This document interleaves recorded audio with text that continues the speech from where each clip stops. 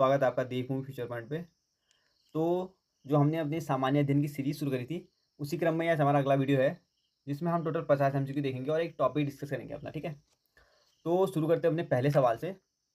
सम्राट अशोक द्वारा निर्मित बराबर की गुफाओं में कौन एक नहीं है? तो जो सम्राट अशोक द्वारा निर्मित बराबर की गुफाएँ थी, उनमें से कौन-सी एक गुफा नहीं है इसमें? वो हो जाएगी ऑप्शन नंबर बी, नागार्जुनीय, ठीक है? ऑप्शन नंबर बी क्या है? नहीं है। अगला देखते हैं। निम्नलिखित किस जैन तीर्थंकर के अनुयायी निर्ग्रंथ कहलाते थे? तो कौन सा ऐसा जैन तीर्थंकर था जिसके अनुयायी निर्ग्रंथ कहलाते थे? ये हो जाएगा हमारा पार्श्वनाथ के, ठीक है? Option number C. और ये ऑलरेडी मैं करा चुका हूँ आपको हैंड रिटन नोट से। एक बार अगर आप उसको रिपीट कर लेंगे तो ये सवाल आप आसानी से लगा पाएंगे, ठीक है? प्लेलिस्ट देख सकते हैं चैनल में, बनी है प्राचीन भारतीय इतिहास करके। भारत की सबसे बड़ी तटीय झील कौन सी है? तो जो भारत की सबसे बड़ी तटीय झील है वो जाएगी ऑप्शन नंबर बी, चिल्का झील, ठीक है? भारतीय उपमहाद्वीपों में सम्मिलित देशों की कुल संख्या कितनी है? तो जो भारतीय उपमहादेशों में जो सम्मिलित देश हैं, उनकी जो कुल संख्या है वो है 5। ऑप्शन नंबर बी बिल्कुल सही है। धौलाधर एवं मसूरी हिमालय के किस श्रेणी के अंतर्गत आते हैं? तो जो धौलाधर एवं जो मसूरी हैं, वो हिमालय के किस क्षेत्र के अंदर आते हैं वो बताना है। तो जो लघु हिमालय के अंदर आते हैं धौलाधर और मसूरी क्षेत्र, ठीक है? Option number C. निम्नलिखित में से किस द्वीप को अग्निद्वीप के नाम से जाना जाता है? तो जो अग्निद्वीप के नाम से जाना जाता है, वो जाना जाता है आइसलैंड द्वीप को। ऑप्शन नंबर बी बिल्कुल सही है। मुंबई हाई में ओएनजी के द्वारा तेल उत्पादन की शुरुआत पहली बार कब की गई थी? तो जो मुंबई हाई में ओएनजी के द्वारा तेल उत्पादन की जो शुरुआत की गई थी पहली बार, वो की गई थी 1974 में। ऑप्शन नंबर बी बिल्कुल सही है। किस मिट्टी में कैपिलरी की क्रिया सबसे अधिक प्रभावशाली होती है? तो जो कैपिलरी की क्रिया होती है सबसे अधिक प्रभावशाली, वो होती है हमारी बलुई मिट्टी में, ठीक है? Option number B. भारत में अधिकांश कार्यक्रम की शुरुआत किस वर्ष की गई है? तो जो भारत में अंतरिक्ष का जो कार्यक्रम था ना, उसकी शुरुआत कब की गई है? तो जो अंतरिक्ष के जो कार्यक्रम की जो शुरुआत की गई है, वो की गई है 1962। Option number B. इंटरनेट द्वारा उपलब्ध होने वाला पहला समाचार पत्र कौन सा है? तो जो इंटरनेट पर उपलब्ध था ना, वो पहला समाचार पत्र हो जाएगा हमारा द हिंदू। ऑप्शन नंबर ए। और द हिंदू से याद आएगी, मैं आपको डेली जो करंट अफेयर्स पढ़ाता हूँ वो हमारे इंस्टा पे देवभूमि फ्यूचर पॉइंट पे, तो वहाँ पे मैं अपलोड करता हूँ, ठीक है? तो वहाँ से देख सकते हैं और एमसीक्यू भी लगा सकते हैं वहाँ से। अगला देखते हैं। वन महोत्सव की शुरुआत किसने की थी? तो जो वन महोत्सव की शुरुआत की गई थी, वो की गई थी हमारे के.एम. मुंशी द्वारा। ऑप्शन नंबर सी बिल्कुल सही है। विश्व की सर्वाधिक समस्यात्मक जलीय घास फूस है? तो विश्व की जो सबसे ज़्यादा समस्यात्मक जलीय घास फूस है, वो हो जाएगी हमारी आइकार्निया। ऑप्शन नंबर सी। इनमें से कौन सा निवेश बाजार से संबंधित नहीं है? तो जो निवेश बाजार से संबंधित नहीं है, वो है पूंजी देनदार प्रबंधन। ऑप्शन नंबर डी, ठीक है? जीएसटी परिषद के अध्यक्ष निम्न में से कौन होते हैं? तो जो जीएसटी परिषद के जो अध्यक्ष होते हैं, इंपॉर्टेंट है ये, वित्त मंत्री होते हैं, ठीक है? और हमारे जो वित्त मंत्री हैं अभी, वो कौन है? कमेंट करके बताइए। निम्न में से कौन प्रत्यक्ष कर का उदाहरण नहीं है? तो जो प्रत्यक्ष कर का उदाहरण नहीं है, वो हो जाएगा बिक्री कर, ठीक है? बिक्री कर प्रत्यक्ष कर का उदाहरण नहीं होता है। निम्न अर्थशास्त्रियों में किसने कहा था अर्थशास्त्र आदर्श विज्ञान है? तो कौन से ऐसे अर्थशास्त्री थे जिन्होंने कहा था कि अर्थशास्त्र आदर्श विज्ञान है? तो इसका जो सही आंसर हो जाएगा हमारा मार्शल ने कहा था, ठीक है? मार्शल ने अर्थशास्त्र आदर्श विज्ञान है कहा था। भारतीय संविधान के किस अनुच्छेद के अंतर्गत अंतर्गत नियंत्रक एवं महालेखा परीक्षक की नियुक्ति होती है? तो जो भारत का ऐसा कौन सा संविधान का कौन सा अनुच्छेद है जिसमें नियंत्रक एवं महालेखा परीक्षक की जो नियुक्ति होती है? तो इसका जो सही आंसर हो जाएगा अनुच्छेद 148, ठीक है? अनुच्छेद 148 के तहत भारत के नियंत्रक एवं महालेखा परीक्षक की नियुक्ति होती है। किस संविधान संशोधन द्वारा भूतपूर्व पुर्तगाली अंतर क्षेत्र को भारत में शामिल कर केंद्र शासित प्रदेश का दर्जा दिया है? तो जो भूतपूर्व पुर्तगाली अंतर क्षेत्र था, यानी गोवा की बात हो रही है, ठीक है? को शामिल करके केंद्र शासित प्रदेश का दर्जा दिया गया था। तो इसका जो सही आंसर रहेगा हमारा 12वां संविधान संशोधन के अधिनियम के द्वारा, ठीक है? Option number D. Doctor Rajendra Prasad संविधान सभा की निम्न में से किस समिति के अध्यक्ष नहीं थे? तो जो डॉक्टर राजेंद्र प्रसाद थे, वो संविधान सभा के हमारे अल्पसंख्यक समिति के अध्यक्ष नहीं थे, ठीक है? यानी ऑप्शन नंबर डी बिल्कुल सही हो जाएगा। और पिछले वीडियो में कवर करा चुका हूँ मैं आपको कौन किसका सदस्य था, और इंस्टा पे मैं अपलोड भी कर चुका हूँ, ठीक है? यह टॉपिक। ब्रिटिश भारत में कानून निर्माण प्रक्रिया में भारतीय जो प्रतिनिधियों को शामिल करने की जो शुरुआत की गई थी, वो किस अधिनियम द्वारा की गई थी? तो ब्रिटिश के जो टाइम पे जो कानून का जो निर्माण किया जाता था ना, उसमें भारतीय जो प्रतिनिधि थे, यानी भारत की तरफ से जो प्रतिनिधि भाग लेते थे, उनको जो शामिल करने की उसकी शुरुआत की गई थी, वो किस अधिनियम द्वारा की गई थी? तो वो की गई थी हमारे 1861 के अधिनियम के द्वारा, ठीक है? यानी भारत परिषद अधिनियम 1861, ऑप्शन नंबर बी बिल्कुल सही है, उसके तहत क्या की गई थी? भारतीयों को शामिल करने की शुरुआत की गई थी, ठीक है? अगला देखते हैं। निम्नलिखित में से कौन अनुच्छेद के अंतर्गत राज्यों में पंचायतों का चुनाव कराया जाता है? तो इसमें से कौन क्या करता है? किस अनुच्छेद के तहत क्या करता है? राज्यों का चुनाव कराया जाता है, ठीक है?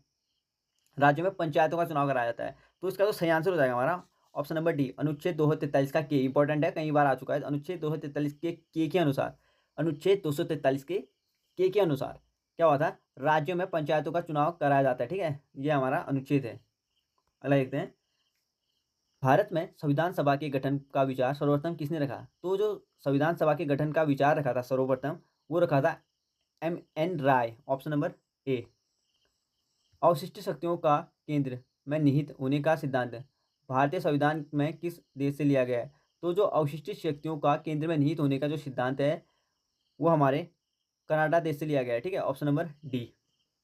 अगला देखते हैं। चंद्रगुप्त के शत्रुओं के विरुद्ध चाणक्य ने जो चालें चली थी, उनकी विस्तृत विस्तृत कथा निम्न में से किसमें मिलती है? तो जो चंद्रगुप्त के जो शत्रुओं के विरुद्ध चाणक्य ने जो चालें चली थी ना, उसका जो विस्तृत जो कथा लेखन है, वो किसमें है, ये पूछा जा रहा है। तो इसका जो सही आंसर होगा होगा मुद्रा राक्षस, ऑप्शन नंबर डी। हड़प्पा लिपि में बड़े आकार के 10 चिन्हों वाला एक अशोक स्तंभ कहाँ से प्राप्त हुआ है? तो इंपॉर्टेंट है, ठीक है?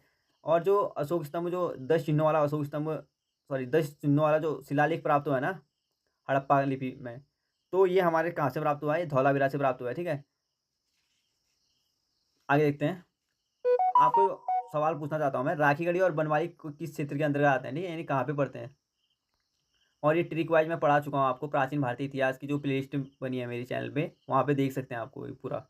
देखते हैं। समुद्रगुप्त के प्रयाग प्रशस्ति वाले स्तंभ पर निम्नलिखित में से किसका लेख मिलता है? तो जो समुद्रगुप्त के प्रयाग प्रशस्ति वाले स्तंभ पर लेख मिलता है, वो मिलता है हमारे जहांगीर का, ऑप्शन नंबर बी। खजुराहो मंदिर का संबंध निम्नलिखित में से किस धर्म से है? तो जो खजुराहो मंदिर का संबंध है, वो है हमारे हिंदू धर्म और जैन धर्म, ठीक है? यानी हिंदू धर्म और जैन धर्म के साथ बिल्कुल सही है, ऑप्शन नंबर डी बिल्कुल सही होगा, बी तथा सी। द्वितीय संगम का आयोजन निम्नलिखित में से कहाँ किया गया था? तो जो द्वितीय संगम का आयोजन किया गया था, वो किया गया था कपाटपुरम में, ठीक है? Option number B. गुलरुखी शीर्षक से फारसी कविताएं लिखने वाला सुल्तान कौन था? तो जो गुलरुखी शीर्षक से फारसी जो कविताएं लिखने वाला जो सुल्तान था ना, वो था हमारा सिकंदर लोदी, ठीक है? ऑप्शन नंबर ए। निम्नलिखित में से किसने अंग्रेजी स्वर्ण मुद्रा को भारत की कानूनी मुद्रा घोषित किया था? तो कौन ऐसा था जिसने क्या किया था? अंग्रेजों की जो स्वर्ण मुद्रा था ना, उसको भारतीय कानून की मुद्रा घोषित की गई थी, किया था। तो इसका जो सही आंसर हो जाएगा option number D, Lord Curzon ने किया था, ठीक है? व्यापार संबंधी बौद्धिक संपत्ति अधिकारों के निम्न विषय हैं। तो जो व्यापार संबंधी जो भौतिक संपत्ति अधिकारों के विषय हैं, वो कौन कौन से हैं देखने हैं, तो देख लेते हैं। व्यापारिक मार्का, औद्योगिक परिरूप और भौगोलिक संकेत। यानी व्यापारिक मार्का हो गया, औद्योगिक परिरूप हो गया और भौगोलिक संकेत। यानी इसका जो सही आंसर बनेगा 1, 2 तथा 3, ऑप्शन नंबर सी बिल्कुल सही है। अगला देख लेते हैं। सूची 1 को सूची 2 से सम्मिलित करना है। एक साइड हमें आंदोलन और विद्रोह दिए हैं और दूसरी साइड प्रभावित क्षेत्र दिए हैं। यानी कौन सा आंदोलन किस क्षेत्र में प्रभावित था, उसको देखना है। तो देख लेते हैं। फकीर विद्रोह, जो फकीर विद्रोह था वो बंगाल में था, ठीक है? और कूका आंदोलन, जो कूका आंदोलन था वो पंजाब में था। मोपला विद्रोह, तो मोपला विद्रोह कहाँ था? ये था केरल में। खासी विद्रोह था असम में। तो जो इसका सही आंसर हो जाएगा ए का 1, बी का 3 और सी का 2 और डी का 4, यानी ऑप्शन नंबर सी बिल्कुल सही है, ठीक है? वीमेंस इंडिया एसोसिएशन की स्थापक कौन थे? जो इंडिया एसोसिएशन के संस्थापक थे, वो थे हमारे लेडी सदाशिव अय्यर, ठीक है? Option number B, lady Sadashiv Iyer थे हमारे वीमेंस इंडिया एसोसिएशन के संस्थापक। अगला देखते हैं। निम्नलिखित में से कौन सा एल्यूमिनियम का अयस्क है? तो कौन सा ऐसा है अयस्क है जो एल्यूमिनियम का है? तो देख लेते हैं इसको। तो ऑप्शन नंबर ए बिल्कुल सही हुआ है, ठीक है? हमारा कोरडनम है जो, वो एल्यूमिनियम का अयस्क है। पुराने तेल चित्रों के रंगों का फिर से उभारने के लिए प्रयोग किया जाता है। तो जो पुराने तेल चित्रों के रंगों का देखा है, जो फिर से उभारने के लिए प्रयोग किया जाता है, किसका प्रयोग किया जाता है वो पूछा जा रहा है। तो इसका जो सही आंसर हो जाएगा हाइड्रोजन पर ऑक्साइड का यूज किया जाता है। ठीक है, ऑप्शन नंबर बी। आवर्त सारणी में किस ब्लॉक के सभी तत्व धातु हैं? तो आवर्त सारणी है जो, उसमें कौन सा ऐसा ब्लॉक है जिसके सभी तत्व धातु हैं? तो जो इसका सही आंसर हो जाएगा हमारा A+C ब्लॉक। हमारा A+C जो ब्लॉक है ना, उसके जो सभी तत्व हैं वो धातु हैं। ठीक है, ऑप्शन नंबर डी बिल्कुल सही है हमारा। अगला देख लेते हैं। निम्नलिखित में से किस रूप में विदेशी मुद्रा का प्रवाह भारतीय संदर्भ में अधिक उड़नशील कहा जाता है? तो किस रूप में जो विदेशी मुद्रा का जो प्रवाह है भारतीय संदर्भ में अधिक उड़नशील कहा जाता है? इसका जो सही आंसर हो जाएगा अनिवासी अनिवासी भारतीय जमाएं और विदेशी पोर्टफोलियो निवेश। ठीक है, यानी ऑप्शन नंबर बी और सी बिल्कुल सही है। एक लेंस में +2 डायोप्टर, यानी डी मतलब डायोप्टर है। ठीक है, डायोप्टर की जो शक्ति होती है लेंस की किस प्रकृति और उसकी जो फोकस लंबाई होगी वो कितनी होगी ये बताना है। तो जब +2 डायोप्टर शक्ति होगी ना, तो लेंस की प्रकृति और जो फोकस लंबाई है वो हो जाएगी हमारी 0.5 मीटर। ठीक है, उत्तल लेंस होगा और 0.5 मीटर होगा। ऑप्शन नंबर ए बिल्कुल सही है। अगला देखते हैं। दबाव बढ़ने से बर्फ के गलनांक पर क्या प्रभाव पड़ता है? तो जब दबाव बढ़ता है तो बर्फ का गलनांक पर क्या प्रभाव पड़ता है उसको देखना है। तो देख लेते हैं। इसका जो हमारा सही आंसर बनेगा वो बनेगा बर्फ का क्या होगा, गलनांक घट जाएगा। ठीक है, यानी घटता है। ऑप्शन नंबर बी बिल्कुल सही है। पायरोमीटर का प्रयोग निम्न में से किसके मापन में किया जाता है? तो जो पायरोमीटर का प्रयोग किया जाता है वो किया जाता है उच्च तापमान पे। ठीक है, ऑप्शन नंबर सी। उत्पादक कीमत सूचकांक मापता है। तो जो उत्पादक कीमत सूचकांक मापता है वो मापता है हमारा उत्पादित वस्तुओं और सेवाओं की कीमत की औसत परिवर्तन को, यानी ऑप्शन नंबर ए बिल्कुल सही हो गया। ठीक है, उत्पादित कीमत सूचकांक मापता है उत्पादित वस्तुओं और सेवाओं की कीमत की औसत परिवर्तन को। तो ऑप्शन नंबर ए बिल्कुल सही है। नाभिक के अलावा कोशिका के किस कोशिकांग में डीएनए होता है? तो जो नाभिक के अलावा कोशिका के हमारे माइक्रोकॉन्ड्रिया में डीएनए होता है। ठीक है, ऑप्शन नंबर ए बिल्कुल सही है। लाल रक्त कोशिकाओं की औसत आयु कितनी होती है? तो जो लाल रक्त कोशिकाएं होती हैं उनकी औसत आयु होती है 120 दिन। ठीक है, ऑप्शन नंबर सी। निम्नलिखित में से कौन एकलिंगी है? तो निम्नलिखित में से कौन एकलिंगी है? तो जो हमारा एस्केरिस हो जाएगा वो एकलिंगी है। ठीक है, ऑप्शन नंबर डी। सूची 1 को सूची 2 से सुमेलित करना है। तो देख लेते हैं इसको। लाइपेज, तो जो लाइपेज हो जाएगा वो हो जाएगा वसा विघटन एंजाइम। ठीक है, यानी वसा के पाचन के लिए यूज होता है लाइपेज का। एमाइलेज, तो जो एमाइलेज होगा वो कार्बोहाइड्रेट का पाचन करता है। बिल्कुल सही, एमाइलेज कार्बोहाइड्रेट का पाचन करता है। ठीक है, ऑप्शन नंबर बी का हो जाएगा 2। इरेपिप्सिन, इरेपिसिन जो हो जाएगा वो हो जाएगा हमारा पॉलीपेप्टाइड को अमीनो अम्ल में परिवर्तित करता है। ठीक है, इरेपिप्सिन पॉलीपेप्टाइड को अमीनो अम्ल में परिवर्तित करता है। ट्रिप्सिन, तो जो ट्रिप्सिन हो जाएगा वो हो जाएगा हमारा प्रोटीन का पाचक। ट्रिप्सिन प्रोटीन का पाचन करता है। जो इसका हमारा सही आंसर हो जाएगा ए का 3 हो जाएगा, बी का 2 हो जाएगा और सी का 4, डी का 1। ठीक है, यानी हमारा जो ऑप्शन नंबर बी है वो बिल्कुल सही है। अगला देखते हैं। निम्नलिखित में से कौन सा कार्य शरीर में हीमोग्लोबिन का नहीं का है? तो जो हीमोग्लोबिन का जो हमारे शरीर में कार्य है वो हो जाएगा ऑक्सीजन का परिवहन करना। ठीक है, यानी ऑक्सीजन को एक जगह से दूसरी जगह ले जाना। Option number C. संयुक्त राष्ट्र खाद्य एवं कृषि संगठन FAO का मुख्यालय कहाँ है? तो जो संयुक्त राष्ट्र खाद्य और कृषि संगठन FAO का जो मुख्यालय है वो है हमारे रोम में। Option number B. गोलकुंडा का किला किस राज्य में स्थित है? इंपॉर्टेंट है और पढ़ा चुका हूँ मैं प्राचीन भारतीय इतिहास में। ये सारे टॉपिक जितने भी ये प्राचीन भारतीय इतिहास के आ रहे हैं ना, ये सब कुछ पढ़ा चुका हूँ डिटेल्स में।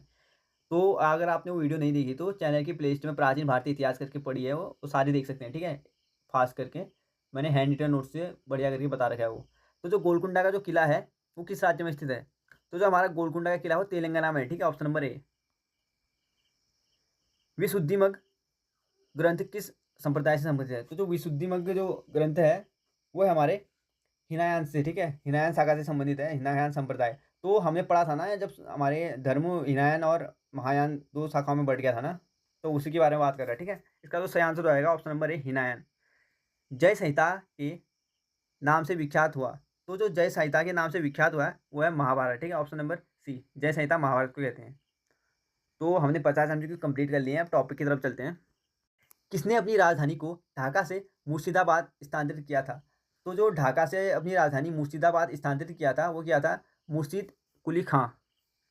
किसने अपनी राजधानी को मुर्शिदाबाद से मुंगेर स्थानांतरित किया था? तो मुर्शिदाबाद से मुंगेर कौन ले गया था? मीर कासिम। किसने बंगाल में इजारेदारी प्रथा की शुरुआत की थी? तो इजारेदारी प्रथा की जो शुरुआत की थी मुर्शिद कुली खानी की थी, ठीक है। जो किसने क्या किया था? ढाका से मुर्शिदाबाद अपनी राजधानी स्थानांतरित की थी, ठीक है, उसी की बात हो रही है। किसके शासनकाल में बंगाल को भारत का स्वर्ग कहा जाता था? तो जो बंगाल को भारत का स्वर्ग कहा जाता था वो अलीवर्दी खां के शासनकाल में कहा जाता था, ठीक है। प्रसिद्ध गिरिया का युद्ध हुआ था? तो जो प्रसिद्ध गिरिया का युद्ध हुआ था वो 1740 में हुआ था। ब्लैक होल ऑफ ट्रेजिडी की घटना हुई थी? तो ब्लैक होल ऑफ ट्रेजिडी की जो घटना हुई थी वो हुई थी 20 जून 1756 में, ठीक है, 20 जून 1756। प्लासी का युद्ध हुआ था? तो जो प्लासी का युद्ध हुआ था वो रॉबर्ट क्लाइव व सिराजुद्दौला के मध्य हुआ था ना, तो 1757 में हुआ, ठीक है, 23 जून 1757। बक्सर का युद्ध हुआ था? तो जो बक्सर का युद्ध हुआ था वो हुआ था अंग्रेज व मीर कासिम के मध्य, ठीक है, और सिराजुद्दौला, इसमें अंग्रेज थे, मीर कासिम एक तरफ था, सिराजुद्दौला भी इसी के साइड था, और शाह आलम द्वितीय था, ठीक है। ये तीनों जो थे वो अंग्रेजों के साथ लड़े थे पर हार गए थे फिर भी, ठीक है। 16 अक्टूबर 1764 को हुआ था। और इसके बाद क्या हुआ था? इन्होंने जबरदस्ती संधि करवा दी थी, ठीक है, अंग्रेजों ने। अगला देखते हैं। सिख संप्रदाय की स्थापना का श्रेय जाता है? तो जो सिख संप्रदाय की स्थापना का श्रेय जाता है वो गुरु नानक को जाता है। गुरु नानक किस मुगल शासक के समकालीन थे? तो बाबर और हुमायूं के समकालीन थे, ठीक है, गुरु नानक। किसने निःशुल्क भोजनालय लंगर की शुरुआत की थी? तो गुरु नानक ने निःशुल्क भोजनालय और लंगर की शुरुआत की थी, ठीक है। किसने गुरुमुखी लिपि का शुभांकर किया था? तो जो गुरुमुखी का लिपि का जो शुभांकर किया था गुरु अंगद ने किया था। अकबर ने किस सिख गुरु की पुत्री यानी बीवी भानी को कई गांव दान में दिए थे? तो जो अकबर ने जो कई गांव दान दिए थे वो दिए थे अमरदास की पुत्री को, ठीक है, गुरु अमरदास की पुत्री को। किसने अमृतसर शहर की स्थापना की एवं वहां जलाशय का निर्माण किया था? पूछ चुका है पहले भी। तो जो अमृतसर शहर की जो स्थापना की थी गुरु रामदास ने। किसने सिखों के धार्मिक ग्रंथ आदि ग्रंथ की रचना की? तो अर्जुन देव ने की थी, ठीक है, सिखों के धार्मिक ग्रंथ आदि ग्रंथ की रचना। किसने अकाल तख्त यानी ईश्वर का सिंहासन का निर्माण करवाया था? तो जो ईश्वर का सिंहासन का जो निर्माण किया था उसे अकाल तख्त कहते थे। इसका निर्माण किया था गुरु गोविंद ने, हरगोविंद ने, ठीक है, गुरु हरगोविंद ने। सिखों के 10वें गुरु तथा 10वें एवं अंतिम गुरु गुरु गोविंद सिंह का जन्म हुआ था? तो सिखों के 10वें और अंतिम गुरु थे गुरु गोविंद सिंह। इनका जन्म पटना में हुआ था 1666 में। इन्होंने खुद को सच्चा पातशाह कहा था, ठीक है, और इन्होंने सिख संप्रदाय के लोगों को अपने नाम के अंत में सिंह जोड़ने को कहा था। तो अपने नाम के अंत में सिंह जोड़ने को किसने कहा था? गुरु गोविंद सिंह ने, ठीक है। और किस किस कम्युनिटी को कहा था? तो सिख को कहा था, ठीक है। इन्होंने सिख नागरिक को केश, कंघा, कृपाण और कच्छा कड़ा रखने की अनुमति दी थी, ठीक है, और जो आज भी चल रही है। इन्होंने फारसी भाषा में जफरनामा लिखा था। तो अमृतसर की जो संधि हुई थी वो हुई थी 1809 में, ठीक है, 25 अप्रैल 1809 में अमृतसर की संधि हुई थी। लाहौर की संधि हुई थी 9 मार्च 1846 में। और भैरववाल की जो संधि हुई थी ये हुई थी 22 दिसंबर 1846 में। प्रथम आंग्ल सिख युद्ध, जो पहला आंग्ल सिख युद्ध हुआ था वो 1845 से 1846 में हुआ था। और गवर्नर जनरल कौन थे? तो लॉर्ड हॉटिंग इस टाइम पे गवर्नर जनरल थे, ठीक है। और जो द्वितीय आंग्ल सिख युद्ध हुआ था या अंग्रेजों और सिख के बीच युद्ध हुआ था 1849 में, और लॉर्ड डलहौजी के टाइम पे हुआ था। पहला हुआ था हार्डिंग के टाइम पे और दूसरा हुआ था डलहौजी के टाइम पे। पहला हुआ था 1845 से 1846 और दूसरा हुआ था 1849 में, ठीक है। तो ठीक है गाइज, अपनी वीडियो को मैं यही समाप्त करता हूँ। और वीडियो पसंद आया तो वीडियो को लाइक कीजिए एंड कमेंट कीजिए, और अगली वीडियो के लिए चैनल को सब्सक्राइब कीजिए, ठीक है। तो अगर आपको करंट अफेयर्स पढ़ने हैं तो मैंने अपना इंस्टा पेज बना रखा है, ठीक है, देवभूमि फ्यूचर पॉइंट पे। तो वहाँ पे मैं डेली एमसीक्यू और करंट अफेयर्स के सवाल पोस्ट करता हूँ, आप वहाँ देख सकते हैं। तो ठीक है, मिलते हैं अगली वीडियो में। Thank you.